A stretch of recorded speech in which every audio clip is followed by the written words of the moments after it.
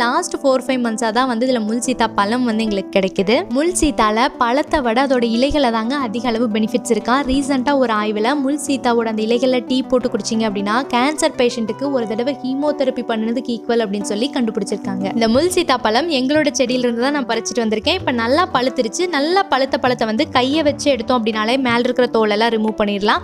உள்ளே வந்து நார்மலாக சீத்தாப்பழம் எப்படி இருக்கும் அந்த மாதிரி தாங்க இருக்கும். ஆனால் வந்து கொஞ்சம் வந்து பெரிய சைஸில் இருக்கும். இதோட டேஸ்ட் எப்படி இருக்குன்னா ஒரு புளிப்பு கலந்து இனிப்பு சுவையா இருக்கும். நான் இன்னைக்கு இதில் சர்க்கரை எதுவும் சேர்த்தல. உங்களுக்கு புளிப்பு சுவை வேண்டாம் அப்படின்னா தண்ணி வந்து கொஞ்சம் எக்ஸ்ட்ரா வந்து சேர்த்திக்கோங்க. இது ஜூஸ் போட்டு தான் குடிக்கணும்னு கிடையாது. நீங்க சும்மா அப்படியே சாப்பிட்டீங்கனாலும் நல்லா இருக்கும். இதுல நம்ம உடம்புக்கு தேவையான எல்லா வகையான சத்துக்கள் இருக்குங்க. முள் சீத்தா விதை கிடைச்சதுன்னா மண்ணில் நட்டு வைங்க, தூக்கி போட்டுறாதீங்க.